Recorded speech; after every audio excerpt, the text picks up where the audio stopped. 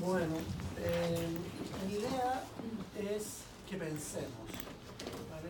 Como bien decía Claudio, la formación en psicología y en todas las áreas nos restringe a un programa, a unos contenidos específicos, y muchas veces van quedando cosas fuera que a veces no tienen como el carácter eminentemente práctico, de especialización que se requiere por el mercado, por lo que sea, y van quedando fuera, y son probablemente temas que abren muchas posibilidades para pensar cuestiones prácticas también. Entonces el objetivo de la charla de hoy es tratar de abrir un poco esos mundos posibles, esas ideas que podrán surgir y que puedan significar investigación y incluso cuestiones prácticas en el futuro. En particular, yo me voy a centrar en un análisis de lo que muy bien Claudio explicó, que son los qualia o las propiedades cualitativas de los estados mentales, y ya me voy a referir con detalle a aquello para que a ver si lo podemos entender bien de qué se trata. Pero el objetivo, como digo, es reflexionar, pensar y abrir nuevas ideas en el ámbito de la psicología. A mí me parece preocupante que la filosofía vaya quedando cada vez más exonerada de la formación de los psicólogos. Cuando yo estudié psicología, nosotros teníamos filosofía. Entiendo que ahora ustedes no tienen filosofía, ¿no? Un poquito, algo, ¿no? Y luego, en particular, filosofía de la mente, ¿no? Que es un campo, como decía Claudio, específicamente dedicado a discernir respecto de cuestiones como que tú señalabas, qué es la mente, cuál es su relación con la materia, etcétera, etcétera, que a mí me parece fundamental para tener una formación integral como psicólogo, ¿no? Preguntarse sobre estas cuestiones. Entonces voy a tratar de hablar un poco de todo esto. Quisiera partir con una pregunta. Pucha, no se ve, pero hay que bajar aquí, ¿no? No. Ahí está abajo. Sí. Justo dio ahí arriba. Vale, pero no importa. Dice, ¿realmente abrimos la caja negra del conductismo? ¿No? Es decir, cuando el conductismo comienza a decaer como corriente explicativa del ser humano, y comienza eso que hemos llamado la revolución cognitiva, estamos hablando de los años finales de los 50, principios de los 60, todo el mundo señala que abrimos la caja negra y que por fin vamos a tener una ciencia verdaderamente dedicada a entender qué es la mente, cómo funciona, cómo se relaciona con el cerebro, etc.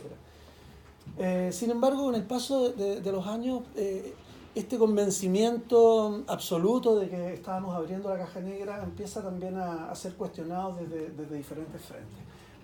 Ustedes me imagino que tienen algunas nociones de lo que se llama ciencias cognitivas, que es una interdisciplina, está conformada por filosofía, por supuesto, psicología, inteligencia artificial, neurociencia, antropología y lingüística, que de manera colaborativa intentan analizar los estados mentales. Esto surge, como decía, alrededor de los años 60 a propósito de la aparición de los primeros computadores. Si vieron la película de El Enigma, ¿no? ¿Cómo se llama? El Código Enigma, ¿no? De Alan Turing. Él es casi, digamos, el artífice principal del surgimiento de las ciencias cognitivas. La ciencia cognitiva se instala como un nuevo campo de conocimiento a partir de lo que se conoce como la metáfora computacional, ¿no? Que es la idea de que en verdad podemos entender la mente o la relación entre la mente y el cerebro haciendo una analogía respecto de la relación que hay entre el software y el hardware de los computadores, ¿no? En esa lógica, la mente sería algo parecido a un software, es decir, un conjunto de símbolos o representaciones que operan regidos en base a ciertas leyes, en base a ciertas reglas lógicas como las de un software, ¿no? Y esto toma mucha fuerza desde los años 60, yo diría hasta bien entrados los años 80, y entonces, bueno, se crea la inteligencia artificial, comienza la robótica, y tiene tal vez su punto culmine cuando se crea esta computadora que logra ganarle una partida de ajedrez al campeón mundial de la época, Deep Blue, y el campeón mundial creo que era Kasparov, ¿no? Y entonces, bueno, ahí los científicos cognitivos entran, digamos, en éxtasis porque, es decir, lo logramos, ¿no? Lo logramos y tenemos verdadera inteligencia artificial, incluso más inteligente que la inteligencia humana. Pero luego esto comienza a ser cuestionado y empieza a decaer el fervor inicial porque también los científicos comienzan a darse cuenta que en verdad esa inteligencia, que es como de alta gama, no es verdaderamente la inteligencia que se necesita para vivir, para moverse adaptativamente en el mundo. En verdad esa máquina, que es lo que se conoce como un sistema experto, en cualquier otro ámbito es bastante torpe, ¿no? Si la sacamos de ese dominio sumamente especializado y acotado de funcionamiento, como es la partida de ajedrez, prácticamente no funciona en ningún sentido en otros contextos distintos. Con lo cual, hablar de aquello como verdaderamente inteligencia artificial, en el sentido de considerarla como algo parecido o homólogo a la inteligencia humana, no era muy pertinente, ¿no? Y se crean de esa manera, entonces empiezan a surgir nuevos paradigmas que presentan nuevas versiones respecto de lo que pudiera ser inteligencia, ¿no? El primer modelo, como decía, es lo que se conoce como cognitivismo y que, muy en resumidas cuentas, homologa la inteligencia a un sistema de símbolos o representaciones regidos por reglas lógicas. Pero luego surge el conexionismo, que es como una segunda versión de las ciencias cognitivas, a propósito de tratar de homologar ya no tanto el funcionamiento de la mente, sino que más bien el sistema o el funcionamiento del cerebro. Es decir, el conexionismo son nuevos software que están constituidos por unidades que se conectan entre sí de diferentes maneras, simulando un poco el funcionamiento del cerebro y las neuronas. Entonces se crean los programas conocidos como redes neuronales. Pero esto también muestra tener, digamos, una eficacia relativamente acotada y también aplicable a ciertos tipos de problemas muy específicos, como por ejemplo la toma de decisiones. Pero claro, no logra dar cuenta adecuadamente de todas las propiedades sensitivas y corporales que participan en la inteligencia humana. Los seres humanos nos movemos de manera muy, digamos, con una presencia muy importante a partir de lo que sentimos, ¿no? La capacidad de experimentar cosas es una parte central de la inteligencia. Entonces surge una nueva mirada dentro de la ciencia cognitiva que se llama, como el tercer momento, que es lo que se conoce como cognición corporizada o mente corporizada o mente encarnada, en fin, o mente distribuida, también recibe diferentes nombres. Esta mirada considera que no se puede, aquí hay un cambio radical, no se puede homologar la inteligencia humana a un programa informático, ni como un sistema de símbolos representacionales, ni tampoco como un resultado de estados biológicos sinérgicos como del tipo redes neuronales, ¿no? La capacidad o la característica de la inteligencia humana de estar encarnada y a partir de eso contener una serie de propiedades sensoriales y motrices y también situacionales, operar en contexto, no en un ámbito acotado como se definía inicialmente como en los sistemas expertos, parece ser un asunto fundamental, ¿no?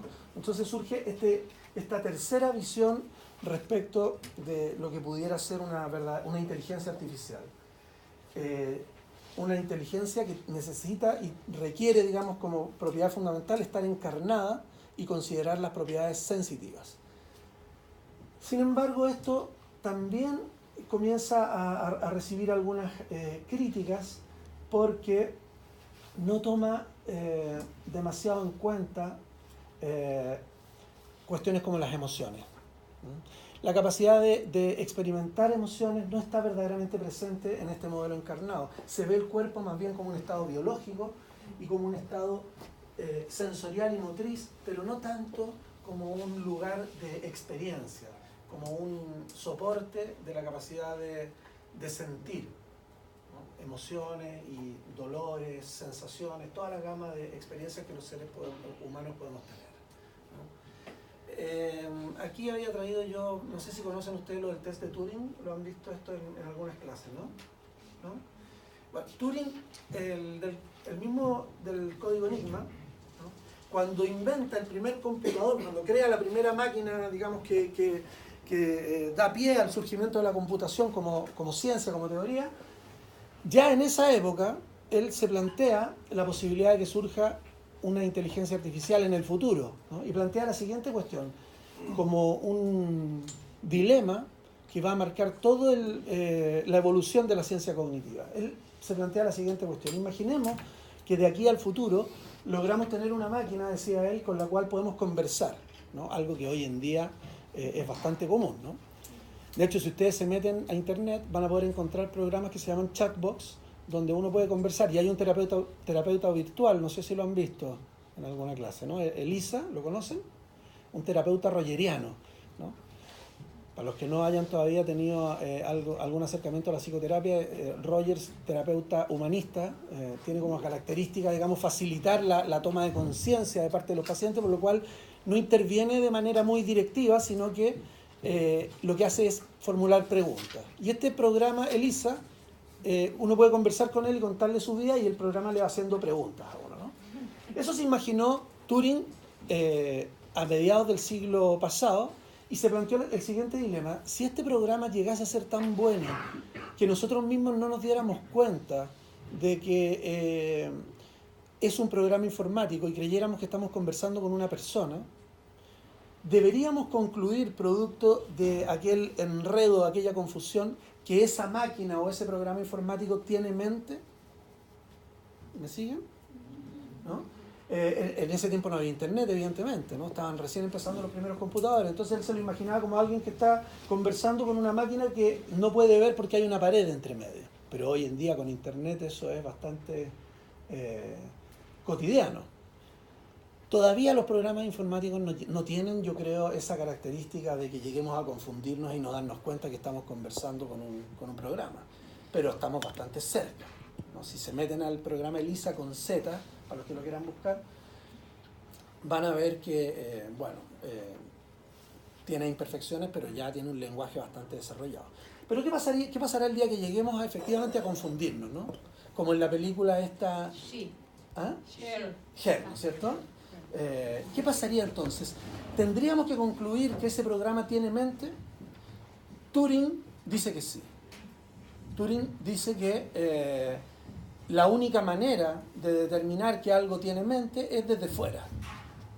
Y si algo se comporta de una forma tan equivalente o tan homologable al comportamiento humano, tendremos que decir necesariamente entonces que ese artefacto, esa máquina, ese programa tiene mente. ¿Ok? Y esta es como una de las bases de la idea del cognitivismo, ¿no? Si podemos homologar el funcionamiento humano, estamos entonces finalmente generando algo que podríamos llamar mente. Luego viene una crítica muy importante, varios años después, los años 80, de otro filósofo. Bueno, Turing era un matemático, en verdad, no era un filósofo, pero varios de sus escritos tienen que ver con filosofía, que plantea una crítica a esta manera de concebir el problema mente-cuerpo, finalmente, o mente-comportamiento, que es John Searle. No sé si alguien lo ha leído por acá. John Searle, que todavía está vivo y que es un autor muy interesante, muy importante en filosofía de la mente, plantea un dilema análogo. John Searle dice: ¿qué pasaría, que también hoy en día esto es bastante cotidiano, si tenemos la siguiente situación? Tenemos en una habitación, no una máquina, sino que tenemos a un chino, ¿vale? Un chino que habla chino mandarín. Y en el otro lado de la habitación, o en otra habitación contigua, perdón, tenemos a una persona que no tiene idea de chino mandarín, ¿vale? No conoce el idioma, los símbolos, nada, pero tiene algo así como un manual para poder manipular esos símbolos de manera perfecta. Digo que eso es bastante, bastante característico de las herramientas que hoy utilizamos, como el Google Translate, ¿no? El programa manipula símbolos sin estar entendiendo adecuadamente qué significan esos símbolos. Y yo ahora podría tener una conversación con un chino a través de Google Translate, ¿no es cierto? Me tardaría un rato y probablemente cometería algunos errores, pero básicamente podríamos conversar a distancia por internet. Dice John Searle: si el chino que está en China, en este caso, conversando conmigo, no se da cuenta que yo estoy utilizando un manual, pensaba él en los años 80, pero hoy podría ser el Google Translate, para poder conversar con él. Si él no se percata de eso, ¿deberíamos concluir entonces que yo sé hablar chino? Porque manipulo adecuadamente los símbolos chinos utilizando un programa informático o un manual. Entonces él le dice, evidentemente no. Evidentemente no. Esa conclusión no es lógica, no se sigue, ¿no? No porque yo manipule símbolos adecuadamente, es decir, no porque yo dé respuestas sintácticamente correctas, yo estoy comprendiendo algo del lenguaje o del idioma chino mandarín, ¿no? Aunque se produzca la confusión. Entonces John Searle le dice, la inteligencia artificial es solamente una simulación de la inteligencia. Pero la verdadera inteligencia o la inteligencia humana, la mente humana, tiene algunas características que no son homologables o no son implementables, realizables en un sistema o en un aparato del tipo de un computador. No vamos a poder hacer aquello nunca, ¿vale? No lo tenemos ahora ni lo vamos a poder hacer nunca. Y eso nos lleva, entre otras propiedades, el problema una de las propiedades fundamentales que John Searle destaca es la semanticidad, la capacidad de darle significado a las cosas. Algunos creen que no, que esa respuesta de John Searle no es correcta, que sí, en verdad estamos logrando generar inteligencia artificial tal cual funciona la inteligencia humana. Les traje un video para que miremos brevemente algo respecto a los avances tecnológicos que hay en ese sentido.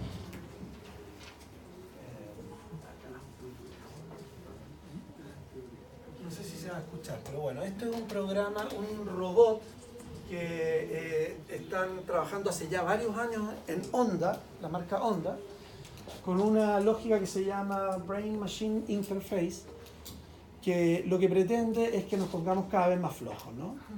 Es decir, que podamos pensar acerca de las cosas y el programa nos lea la mente y ejecute ciertas acciones, ¿ves? Ahí esa persona que va ahí con las bolsas, solamente tiene que pensar en que se abra la maleta del auto y la maleta se abre. ¿Ok? Cada vez más flojo, cada vez vamos a tener que gastar más en gimnasio porque en la vida diaria no nos vamos a ejercitar prácticamente nada. Aquí hay una prueba de lo que el robot hacía hace algunos años atrás, ¿eh? Yo no sé en qué estará exactamente ahora, pero hace algunos años atrás ya lograron los de Honda que este robot leyera la mente. Y lo vamos a utilizar como una excusa para reflexionar acerca de qué es la mente. ¿Qué hicieron? Analizaron el comportamiento del cerebro cuando alguien da la instrucción a una mano que se abra, ¿vale? Podemos ver exactamente qué pasa en el cerebro cuando nosotros pensamos en abrir la mano. Nuestra propia mano o una mano robótica, ¿okay? Entonces este sujeto que fue entrenado aprende a mover esta mano robótica generando la misma instrucción que genera para mover su propia mano. Pero luego avanzaron más allá y entrenaron al robot para que fuese capaz de ejecutar la acción que este sujeto está pensando en otro lugar sin que haya conexión inalámbrica entre los dos.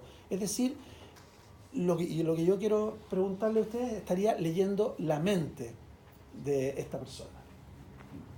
Entonces ahí tenemos al sujeto y al otro lado el robot que va a ejecutar la acción que este señor tiene que solamente pensar. Entonces en la prueba que mostraron le dan una instrucción de esas 4 al azar que él no sabe cuál es y luego él tiene que pensar en aquello y el robot va a ejecutar la acción a distancia. ¿Okay? Abrir la mano derecha.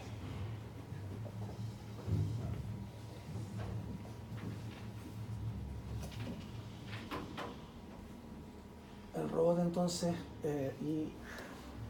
obtiene la información de lo que está pasando en el cerebro del sujeto y ejecuta la acción. Lástima que no lo podemos escuchar porque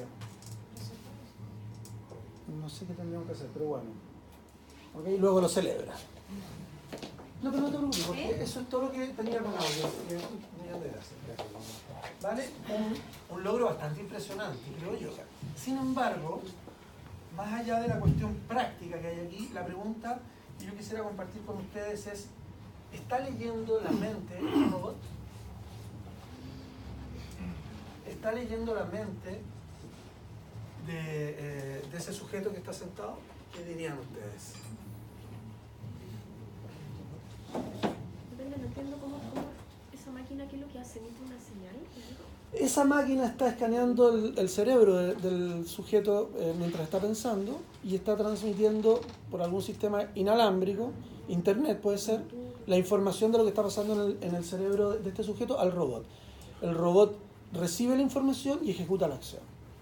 Esto se hace hoy en día y se hace no solamente entre una persona y una máquina, sino que también entre cerebro y cerebro. Entonces, dos personas conectadas a distancia en un país distinto, China y Santiago de Chile, yo puedo recibir la información de un sujeto y ejecutar yo la acción que ese sujeto está pensando en China, ejecutarla yo acá en Santiago de Chile.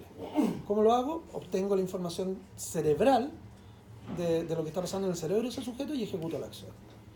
¿Es eso leer los estados mentales de alguien? Deberíamos definir qué se entiende por mente primero.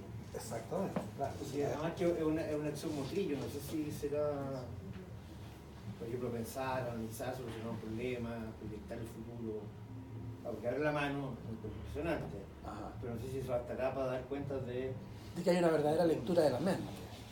Claro, tendríamos que definir qué es mente. Y ahí la pregunta clave sería, ¿mente es igual que cerebro? En filosofía de la mente hay gente que sostiene esto con mucha seriedad. Por ejemplo, Paul Churchland, que se hizo famoso por acuñar un enfoque dentro de filosofía de la mente que se llama eliminativismo, sostiene, a los que les interesa el tema, que mente y cerebro son exactamente lo mismo. En verdad lo que dice Paul Churchland es que la mente no existe. Lo único que existe es el cerebro. ¿Vale? Es decir, lo que dice Paul Churchland es que, como por el momento no sabemos todo acerca de cómo el cerebro funciona, hablamos utilizando términos mentalistas. Decimos, estoy pensando en tal cosa, estoy sintiendo tal otra. Pero llegará el día en el cual sepamos todo acerca del cerebro y en ese momento ya no será necesario hablar con ese tipo de conceptos mentalistas, un poco como lo pensaban los conductistas. Diremos, mira, mi cerebro se encuentra conectado en este momento en tal posición y entonces tú vas a entender exactamente lo que yo estoy pensando. Porque en verdad no hay pensamiento, es solamente conectividad neuronal, según Paul Churchland. Es una posición rara y que choca mucho con nuestra experiencia cotidiana, ¿no? Tenemos la impresión de tener estados mentales como algo distinto a lo exclusivamente cerebral. Tomemos por ejemplo de esto la lectura que verdaderamente hacemos los seres humanos de nuestros estados mentales cuando interactuamos, ¿no? La teoría de la mente, ¿no? La teoría de la mente, por ejemplo, estudiada por Tomasello, ¿no? ¿Qué es tener ¿qué es realizar una actividad colaborativamente, según Tomasello? Es tener una representación mental, no solamente de lo que yo quiero lograr, de mis propios objetivos, sino que también de los objetivos del otro. Leer los estados mentales en términos representacionales de la otra persona para poder colaborar, ¿no? Teoría de la mente. Y más concretamente, los estudios acerca de neuronas espejo, ¿qué nos dicen? Nos dicen que la capacidad de empatizar surge a partir de propiedades motoras.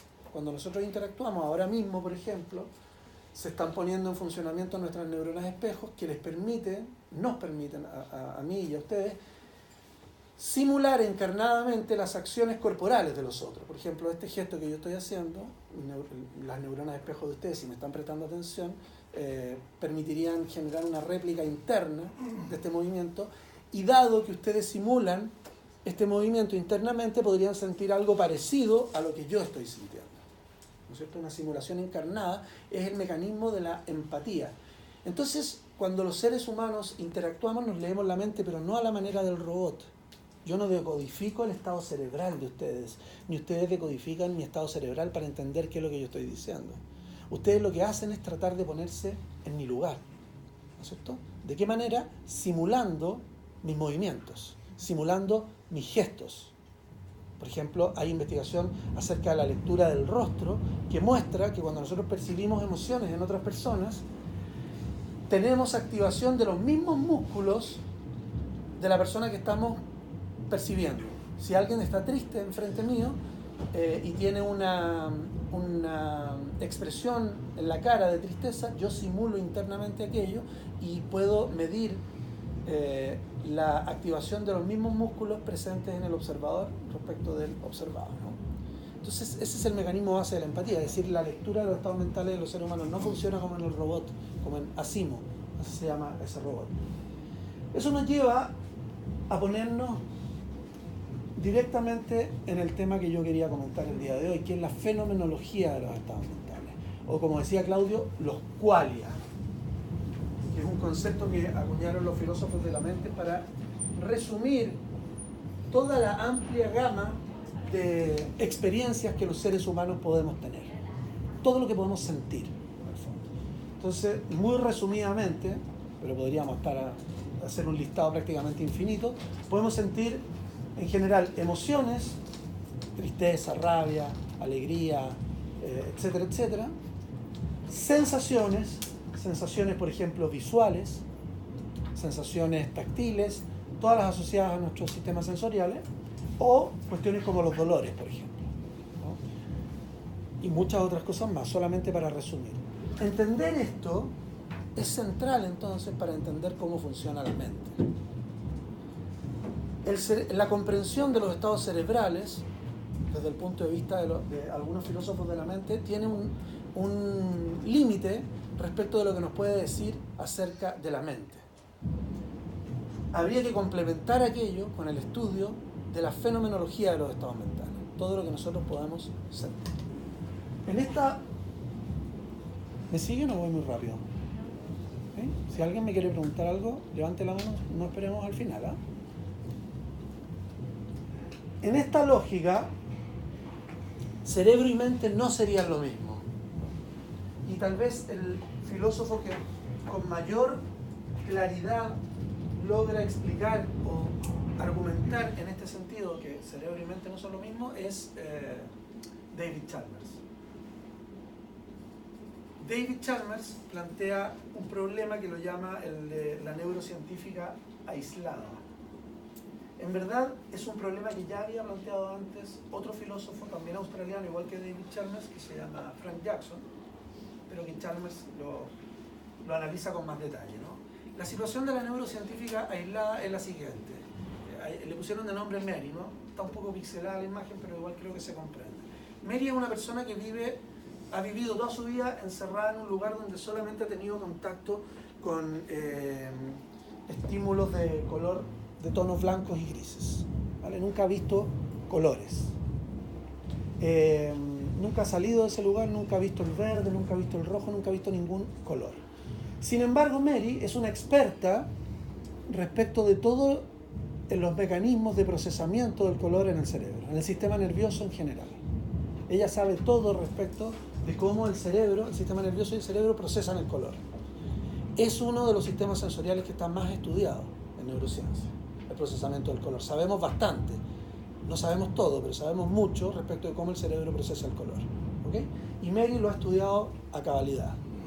La pregunta que se hace David Chalmers es la siguiente: ¿puede Mary saber cómo es el color verde por el hecho de saber qué hace el cerebro cuando procesa la información de color verde?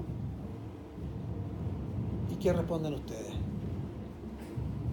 No, ¿no es cierto? Es rápidamente entendible que una cosa es saber qué hace el cerebro y otra cosa es la experiencia. La experiencia de color verde, de color rojo, de color cualquiera, igual como la experiencia de un dolor o la experiencia de una emoción, es una cosa, y lo que el cerebro hace es otro dominio. Por supuesto, son interdependientes. Y por supuesto no puede haber ningún tipo de experiencia si no hay un cerebro puesto en funcionamiento de una cierta forma, ¿vale? Sin embargo, la experiencia, el estado mental en términos experienciales, no se puede reducir a la explicación del cerebro. Yo no puedo dar cuenta de cómo es ver el color verde, o cómo es tener un dolor, o cómo es tener una emoción, explicando qué pasa en el cerebro cuando tenemos esa emoción. Algunos filósofos, el mismo Searle que ya habíamos citado, habla entonces de los estados mentales como propiedades emergentes. Es decir, surgen del funcionamiento del cerebro, pero una vez que surgen adquieren ciertas propiedades que no permiten que ellas sean explicadas a través del análisis del funcionamiento cerebral. hay algo que emerge que es superior, que tiene unas características distintas a el mecanismo neuronal, biológico, físico, cerebral. Entonces, nuevamente estamos en la idea de que estudiar la experiencia es un asunto central. Hay algo que me salté. Esto es lo que David Chalmers llama el problema duro de la conciencia, el hard problem, ¿no? Y este término se hizo muy famoso en filosofía de la mente porque en verdad como que logró sintetizar de muy buena forma aquí cuestiones fundamentales acerca del estudio de la conciencia. Dice, vamos a poder entender muchas cosas respecto de la conciencia. Y esos son los problemas fáciles, que por el momento siguen siendo muy difíciles en términos teóricos, ¿no? Por ejemplo, entender cómo damos significado a las palabras en el lenguaje, cómo procesamos la información respecto a los estímulos que percibimos, etcétera, etcétera, etcétera. Son problemas que son fáciles en comparación a este problema duro que tiene que ver con entender cómo pasamos de la neurona a la experiencia. Cómo de este cerebro y estos disparos neuronales y estos neurotransmisores que están fluyendo, digamos, a través de la sinapsis, pasamos a tener la sensación de miedo, la sensación de color, un dolor, un recuerdo cargado de nostalgia, etcétera, etcétera. Ese, dice Chalmers, es el problema duro. Y por el momento no hay ninguna solución a aquello, e incluso hay quienes piensan que nunca va a haber una solución a este problema. Esos son los filósofos de la mente que se llaman misterianistas.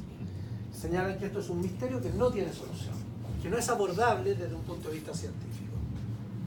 Otros, como Churchill, que ya habíamos citado, dicen, ese es un falso problema. En verdad no existe la experiencia. En verdad lo único que hay es cerebro. Hablamos como si nos sintiéramos de una forma en particular, pero en verdad lo único que hay es funcionamiento del cerebro.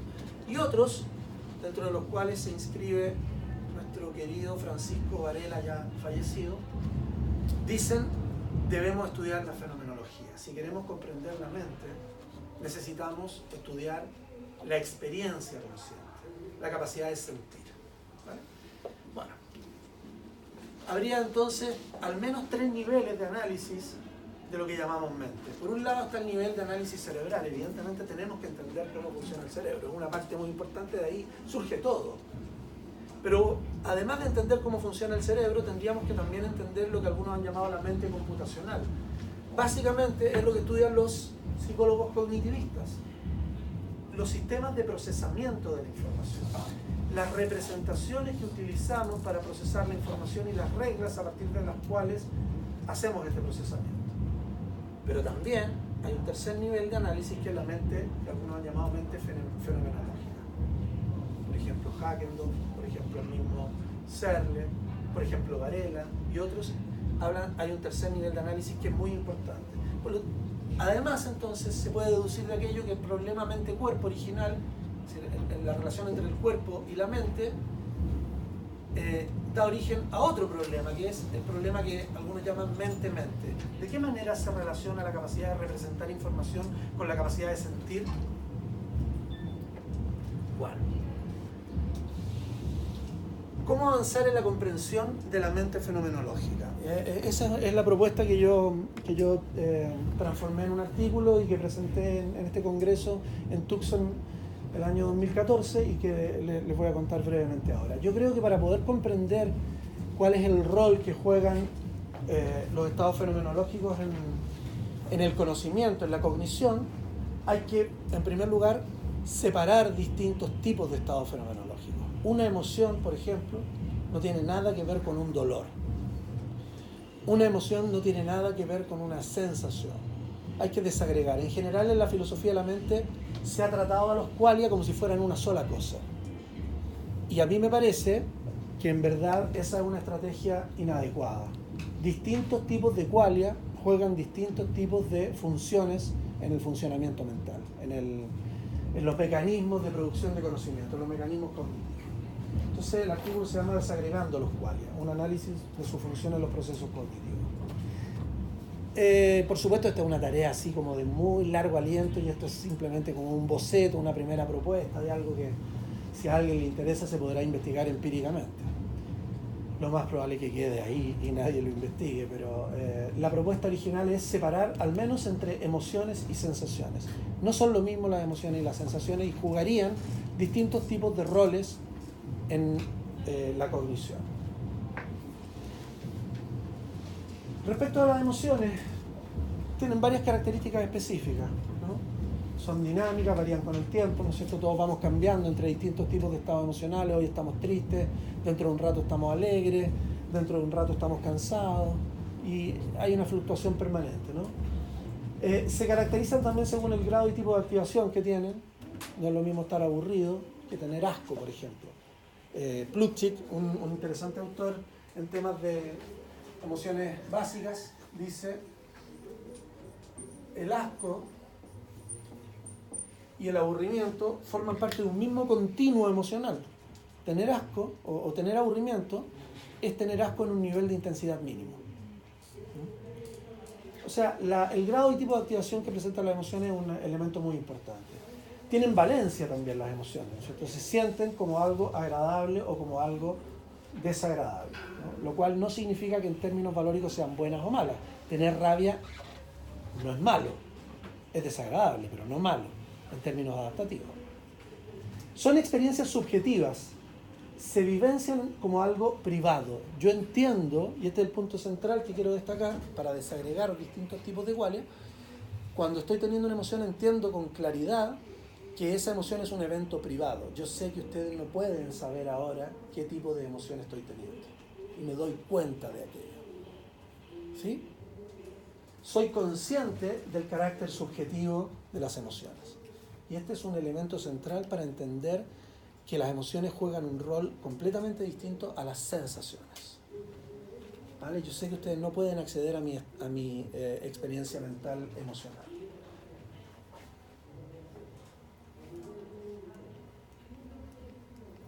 Las sensaciones, en cambio, tienen otras características, ¿no? Son relativamente estáticas, ¿no? O sea, por ejemplo, ver un color verde no es algo que varíe mucho en intensidad, ¿no? No siempre pueden caracterizarse por tanto en términos de activación. Va a depender un poco del tipo de sensación. Las sensaciones visuales no tienen grados distintos de activación, pero las sensaciones táctiles sí. No siempre tienen valencia. Ver verde no necesariamente es más agradable que ver o menos agradable que ver rojo, ¿no? Es diferente la sensación y la emoción. También son experiencias subjetivas. Aquí me detengo un poco más porque a lo mejor hay quienes no han reflexionado en esto. El color verde o cualquier color es algo que mi cerebro crea, ¿no? Ahí hay un autor que hay una presentación en YouTube súper interesante que pueden ver que se llama Beau Lotto, no sé cómo se pronuncia, Beau Lotto, que tiene varios estudios acerca de la percepción del color y muestra con mucha claridad que en verdad eso que yo veo allá afuera como color negro, como color café, en verdad lo estoy produciendo acá adentro. El color afuera de mí no existe, fuera de mí no existe. Es mi cerebro el que lo crea, ¿vale? En ese sentido, la percepción es también un proceso subjetivo al igual que las emociones. Es algo que mi cerebro produce. Sin embargo, en el caso de las sensaciones, nosotros no nos damos cuenta de aquello. ¿No es cierto? O sea, todos sabemos que nuestra emocionalidad es un evento privado. Somos conscientes de eso. Todos sabemos que nadie puede percibir y darse cuenta exactamente cómo yo me estoy sintiendo. Bueno, más o menos uno puede hacer interpretaciones a partir del lenguaje no verbal del otro, pero en rigor todos sabemos que nadie tiene acceso a mi experiencia privada. ¿Sí? Sí. Estaba hablando de sensaciones, hacían una distinción entre percepción y sensación, porque cuando uno habla de procesos psicológicos básicos hace esa distinción. Claro, la parte, digamos, cualitativa y que tiene que ver con el funcionamiento cerebral es la sensación, ¿no es cierto? La percepción tiene que ver con la integración de toda la información y ya la atribución de significado a lo percibido, ¿no? Pero la sensación, que es lo que mi cerebro crea, es un evento subjetivo, al igual que la emoción. Sin embargo, yo no me percato de aquello, ¿no? Yo creo que los sonidos están fuera. Yo creo que los colores están fuera. Yo creo que la dureza de la mesa está fuera, o la suavidad, de esta chomba, de este chaleco, está fuera de mí. Y sin embargo, todas estas sensaciones son eventos que crea mi cerebro. ¿Me siguen? ¿Sí? Claro, los que han tenido psicología general y han analizado el tema de la percepción, me imagino que ya tienen, digamos, bastante claridad respecto a esto. Pero eso que lo podemos entender teóricamente, no lo vivimos cotidianamente como parte de nuestra experiencia. Seguimos creyendo que los colores están fuera, que los ruidos están fuera. No somos conscientes de que las sensaciones se producen aquí dentro, como sí lo somos respecto de las emociones. Y eso, sí. Pero sí somos conscientes de que existen. Somos conscientes de que existen, pero las atribuimos a una característica del mundo. Entonces, quizás no es que no seamos conscientes de eso. O sea, lo que sí... No somos conscientes de su carácter subjetivo. Sí, correcto. Entiendo la semántica de eso. Soy consciente o me doy cuenta de que existe.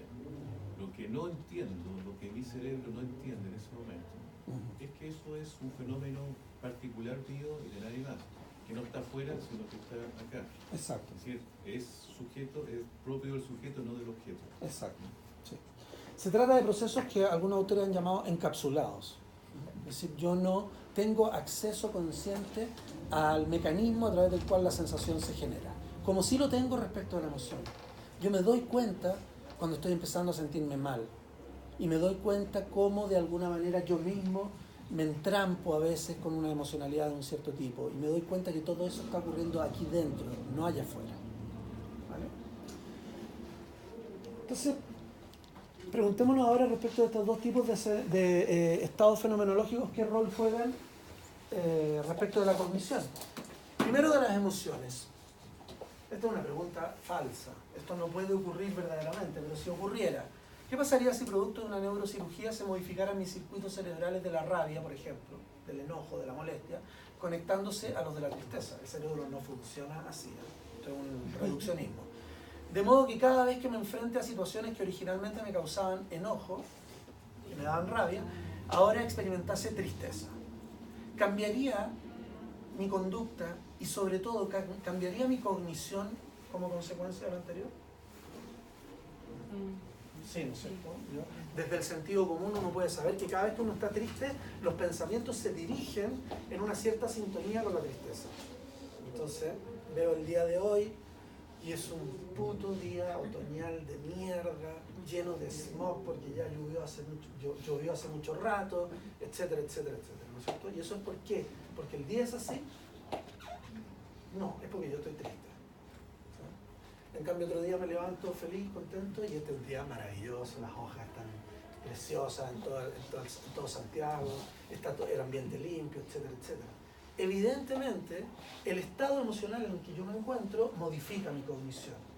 O tal vez debiéramos decir incluso que ni siquiera la modifica. El estado emocional que yo tengo es mi cognición. Pienso a partir de lo que siento.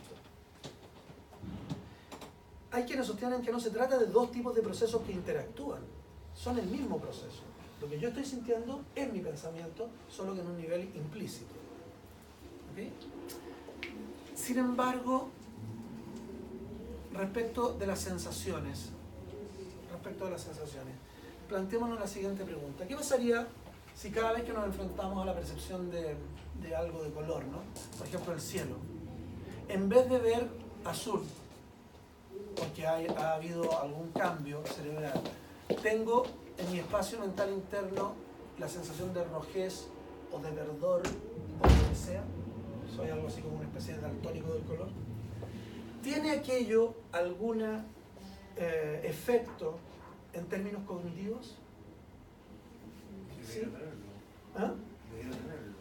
No te escucho. Debiera tenerlo. ¿Debiera tenerlo? Sí, pero ¿cuál podría ser ese efecto cognitivo? Es que para esta persona el azul siempre fue rojo. Claro. No habría variación alguna. No habría variación ninguna. Y incluso si hiciéramos algo así como una operación y cambiáramos la posibilidad que tenía el sujeto, o sea, si lo que él veía antes como azul, ahora lo ve como rojo, tendría consecuencias cognitivas. la cognición de ese sujeto se vería modificada por el hecho de que esta alteración fenomenológica se produjese. Sí, se sorprendería, pero y después de un tiempo probablemente se adaptaría, ¿no? ¿Pensaría yo de otra manera por ver verde en vez de ver rojo? O incluso más, pensémoslo de la siguiente manera. Imagínense que en vez de ver colores, ustedes escucharan los colores. ¿Vale?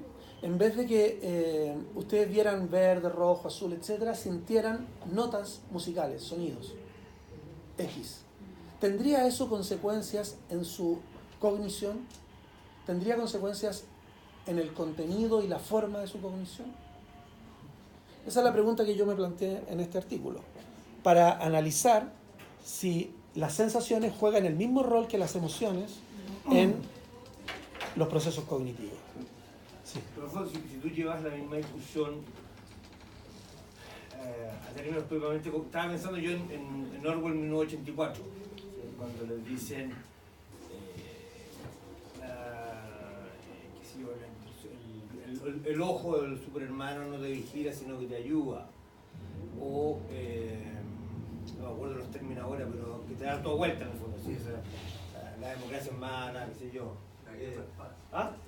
La guerra es paz. La guerra es paz, el ministerio de la... Exacto.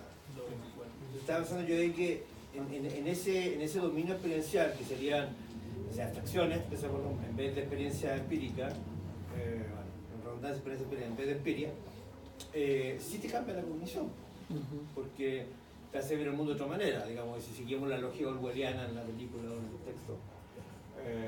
Son otras personas, ¿sí? Que viven otro mundo. Sí.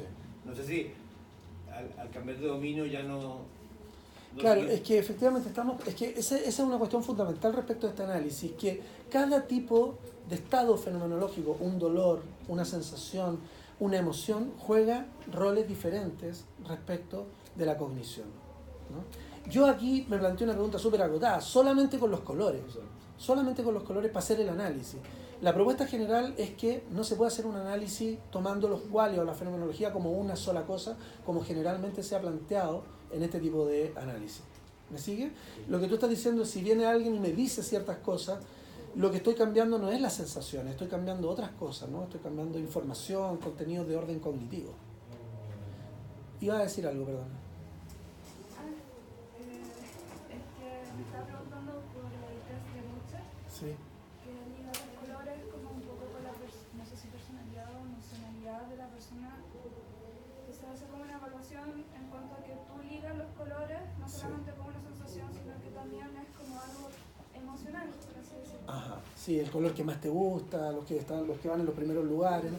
Ahí la relación es inversa, ¿no? No tiene que ver con cómo la percepción del color modificaría mi estado cognitivo, más bien es cómo yo interpreto o prefiero o rechazo determinados colores, ¿no es cierto? Está relacionado, pero es otro tipo de pregunta. Acá lo que yo me estoy preguntando es qué pasa si en vez de ver verde yo veo rojo, qué pasa si en vez de ver verde yo escucho un sonido. Y había otra cosa que quería mencionar sobre eso, que hace poco vi un video en donde a unas personas que tenían algún tipo de daltonismo le ponían unos lentes que podían ver los colores como las otras personas lo veían. Y bueno, el resultado del estudio es que ellos, a pesar de que podían ver el mismo color que nosotros, de cierta forma igual lo interpretaban de distintas formas, porque habían vivido toda su vida viendo otro color. Entonces al recibir ese estímulo, entonces sentían, y la emoción que le ligaban a eso también era completamente distinta. Entonces bueno, aún así vivían como en un mundo distinto de interpretación. Claro, pero ahí no es que estemos cambiando los colores, sino que estamos agregando la posibilidad de ver algo que antes no veíamos. Sí.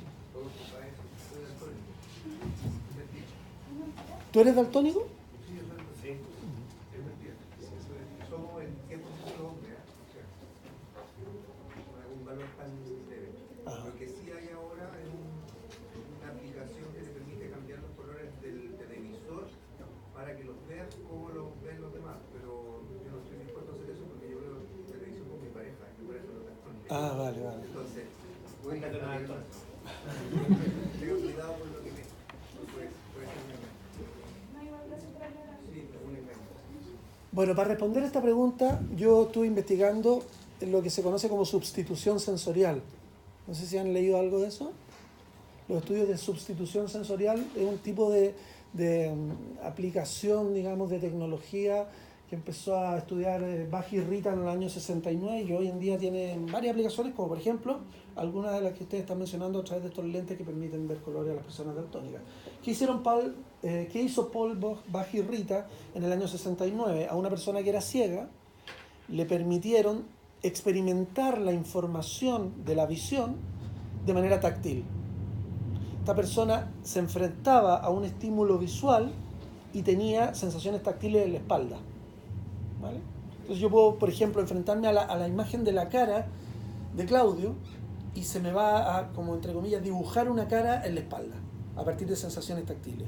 ¿Vale? Estos estudios de sustitución sensorial lo pongo acá porque en la idea de abrirles, digamos, posibilidades de investigación, de pensamiento, de cosas que tal vez no hayan visto en la carrera, han tenido mucho desarrollo hoy en día para trabajar cuestiones como la discapacidad, por ejemplo. Pero a mí no me sirve para responder la pregunta que estaba haciendo. Porque en verdad el cambio es muy drástico entre un tipo de información y otra. Yo lo que quería saber era si nosotros sustituimos un tipo de información de color por otra, si pasaría algo en términos cognitivos. Pero aquí la modificación es tan drástica que no me permite hacer la comparación, ¿no? Tendría que buscar el caso de una sustitución de un tipo de información por otra que tenga la misma amplitud y la misma diversidad de opciones que la que tenía la original. Y ese es el caso que permite, o el tipo de análisis que permite el caso de Neil Harbison. No sé si lo conocen. Neil Harbison es un sujeto que tiene acromatopsia. ¿Vale? La acromatopsia es una enfermedad de origen genético que impide ver colores. Y hay unas islas en el Pacífico donde hay un porcentaje muy alto de personas que tienen acromatopsia porque esto se transmite a través de la herencia, ¿no? Y ahí viven pocas personas y se han estado manteniendo relaciones sexuales, gente muy cercana una con otra, y hay muchas personas con acromatopsia. Pero bueno, Neil Harbison es muy interesante porque él es un artista inglés y español que trabaja, ha hecho de su problema un tema del arte, ¿no? A Neil Harbison le instalaron un aparatito que se lo conectaron directamente al cerebro. Primero estaba afuera, pero luego lo conectaron directamente al cerebro, que traduce la información de los colores en información sonora. Entonces Neil Harbison va por el mundo y ve el color verde, pero en vez de verlo, porque él ve tonos de blanco y grises, experimenta sonidos. Y entonces Neil Harbison sabe que cuando mira el pasto es de color verde, pero no porque lo vea verde, sino que porque suena de una particular manera. Y mira hacia arriba al cielo y le suena en el cerebro de una manera distinta. Y sabe que allí hay azul. ¿Vale? ¿Y cómo sería ese sonido? Yo no lo sé. No lo sé, pero sí me di el trabajo de averiguar una cosa, porque para poder hacer el análisis filosófico respecto de cuál es el rol que juegan las sensaciones de color, en este caso, respecto a la cognición, es necesario tener la misma posibilidad de percibir colores que de percibir sonidos. Y con esto ya voy terminando, ¿no? Porque creo que estamos como en la hora, ¿no? ¿Cómo voy? Tenemos las dos, pero sí que tenemos hasta 10 para las dos. Ya. Tenemos 15 minutos. 15 minutos, bien. Y Neil Harbison dice que, como él es artista, estudió el tema, la misma posibilidad de percibir distintos tonos de colores es homologable a la percepción de sonidos. Y existe para cada tipo de sonido un correspondiente color.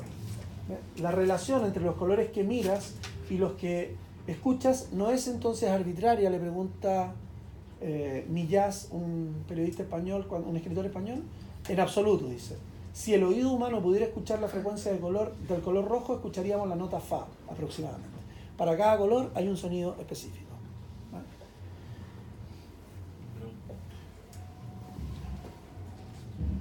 A ver, lo que yo entiendo es que, en el fondo, la situación cognitiva que existe ahí, en el cerebro del individuo, en el cerebro de Marcelo, y de cualquier persona en general,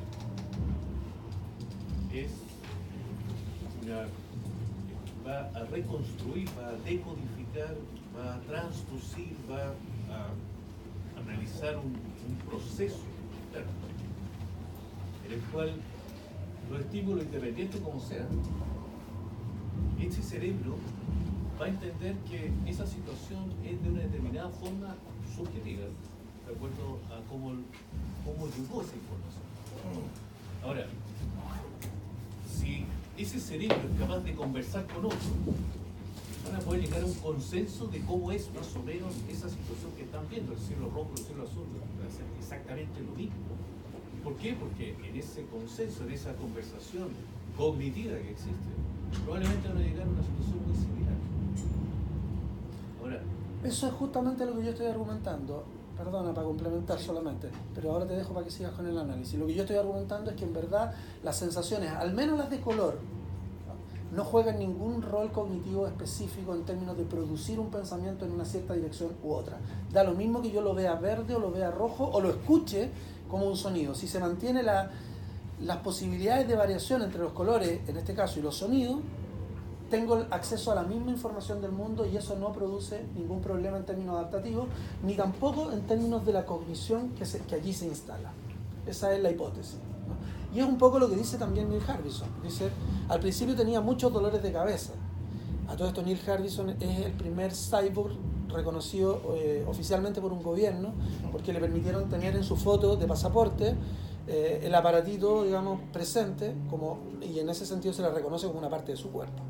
Dice, no tengo ningún problema, me muevo en el mundo exactamente igual que te mueves tú y que me muevo yo, porque yo escucho los colores y sé cada cosa que hay en el mundo.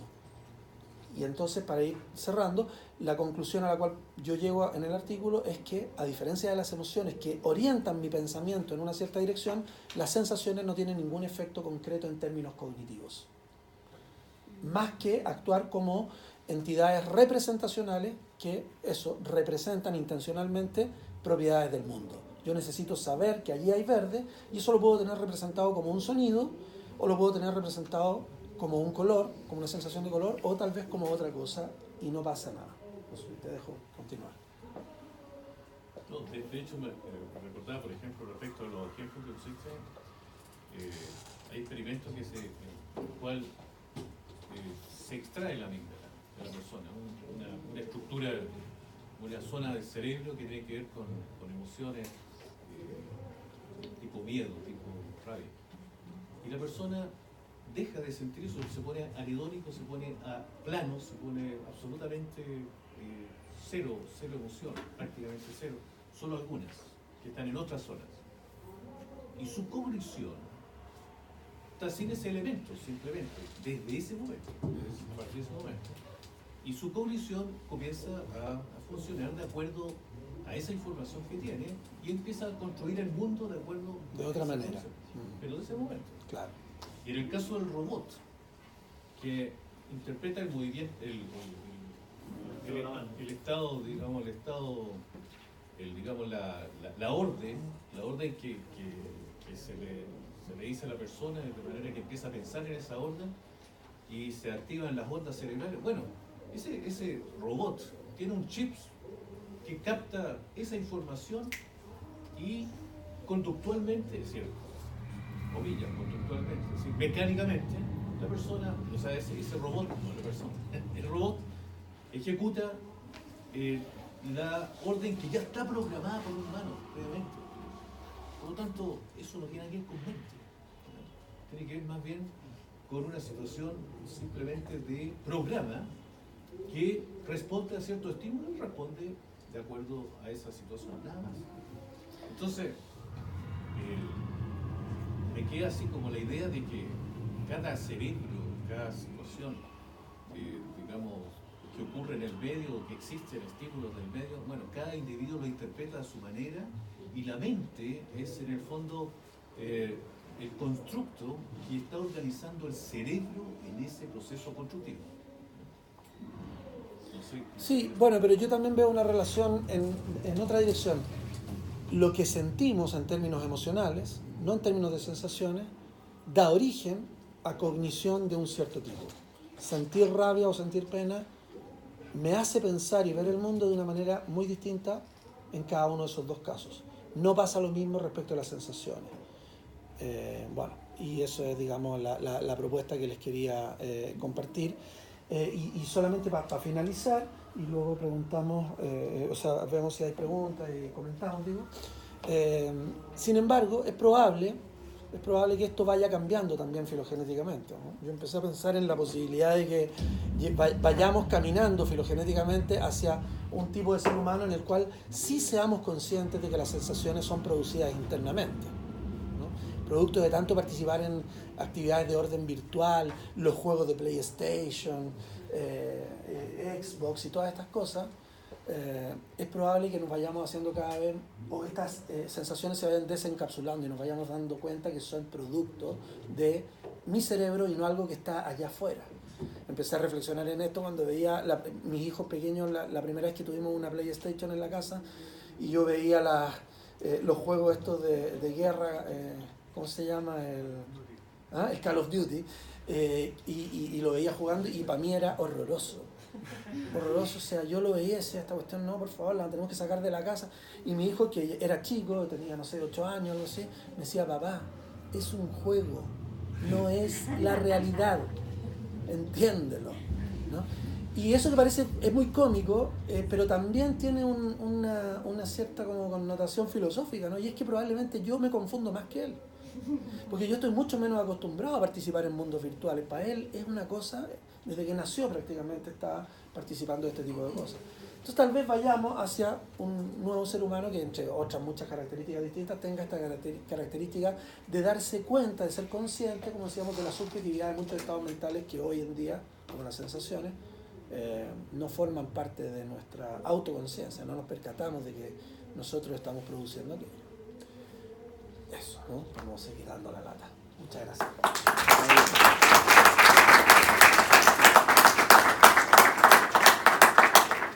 No sé si alguien quiere... Igual hemos estado haciendo comentarios, pero... Si quedan 5 minutos para poder... Es que yo siempre he tenido esta pregunta, que lo que usted dijo al final, usted como que no sé si se puso feliz cuando su hijo le dijo que es solo un juego. Claro, pero las sensaciones que te produce el juego son reales. Por ejemplo, cuando yo estoy jugando Super Mario y yo llego al final, yo siento mucho placer. Entonces, cuando un niño mata a alguien, también siente algo. Es cierto, es un mundo virtual, es un juego que es totalmente alienígeno a mí, pero las sensaciones que me causa esa pantalla y esos inputs son reales. Sí, pero fíjate que yo leí un poco sobre el tema, los estudios estos de gamificación, no sé qué, muestran que en verdad no hay diferencia, por ejemplo, respecto de la violencia entre personas que juegan juegos violentos y personas que no los juegan. No hay, los estudios todos indican que los niveles de violencia son exactamente los mismos. Entonces, es verdad que uno tiene sensaciones, pero también es verdad que uno no se confunde, al parecer, respecto de qué es lo real y qué es lo irreal.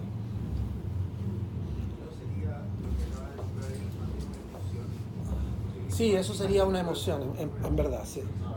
Sí. Sí, es verdad. Buen punto. Sí. ¿Alguna otra cosa?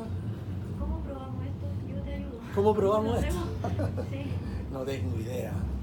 Por suerte un artículo de filosofía. Pero toda la sensación. Bueno, los estudios de sustitución sensorial, y hay laboratorio, yo hice mi doctorado en la Universidad Autónoma y lo conversé esto con el tipo que dirigía el laboratorio de sustitución sensorial en la Universidad Autónoma y me dijo, es perfectamente lógico, lo podríamos estudiar, pero nunca llegué más allá. Pero tal vez no sea tan complejo porque la tecnología hoy permite hacer ese traslape entre una sensación y otra. Y podríamos entonces aplicar un test y evaluar el tipo de pensamientos que tiene una persona cuando está percibiendo bajo una cierta modalidad y ver si la cognición varía cuando está percibiendo bajo otra modalidad sensorial.